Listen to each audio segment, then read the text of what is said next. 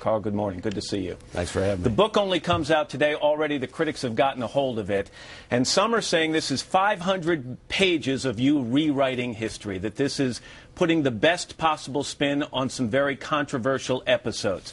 Dana Milbank, who wrote about the Bush White House for the Washington Post, writes that business about President George W. Bush misleading the nation about Iraq didn't happen. Well, let's stop right there. Go ahead. Let's stop right there. He said one sentence.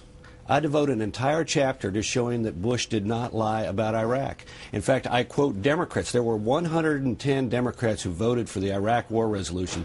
67 of those Democrats, including John Kerry, John Edwards, Hillary Clinton, on the floor of the Congress said Iraq had weapons of mass destruction. So he may be able to dismiss it in one snarky line, but I have the facts in here. What you write in the book is that the President Bush, would not have invaded Iraq if he had known there were no weapons of mass destruction.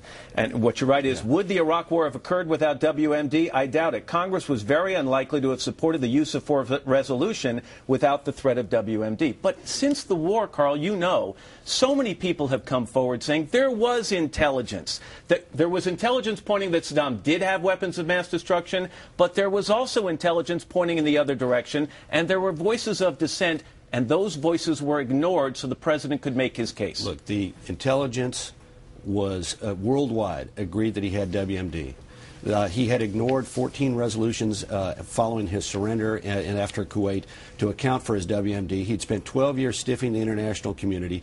We now know, because of two international reports by two international weapons inspectors, Kay and Dofler, that he was diverting tens of millions of dollars a year to from the Oil for Food program to keep together the necessary dual use. But agreement was not worldwide. Here's from Bob Woodward's book, State of Denial. He writes that in October of 2002, the top intelligence officer, Major General James Spider Marks, in charge of looking for WMD in Iraq, looked at a list of 946 WMD sites and found, quote, he couldn't say with confidence there were any weapons of mass destruction or stockpiles at a single site. Well, that's one. But there were many. But you said it was worldwide. There was disagreement. No, there was a consensus. It doesn't imply that everybody agreed, but it implies that the preponderance of evidence and the majority of agreement was that there were WMD. And look, this is a bipartisan agreement. It was Al Gore and Bill Clinton, as well as Republicans, who said he had WMD. Even former British Prime Minister Tony Blair, in a memo in 2002, wrote, quote, President Bush had made up his mind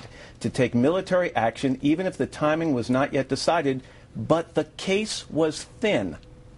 Well, he agreed with the decision. And again, the British intelligence also believed that he had WMD. In fact, again, it's a worldwide consensus. You can go back and try and rewrite history, but at that moment, we as a nation were faced with the belief that he had WMD, that he was a threat to the stability of the region, and in the aftermath of 9/11, the calculus changed. And it was, as I repeat, a bipartisan agreement. You say and so if the president lied, if President Bush lied, then President Clinton lied, Senator Clinton lied, Senator Kerry lied, Senator Edwards lied, Senator Kerry. Did the president share all of the information with the American public, all the intelligence, all the dissenting voices? Because if you go back to your assertion that Congress wouldn't have voted for the use of force resolution without the threat of WMD, you don't have to be too big a cynic to say, well, of course they beat the drums about WMD. Well, this will be surprising to you. The president was restrained. The president said, I don't, if there are things that we don't have confidence in, we're not going to say them. In fact, Secretary Powell, for example, went out to the CIA to review the evidence for several days, literally 24 hours a day,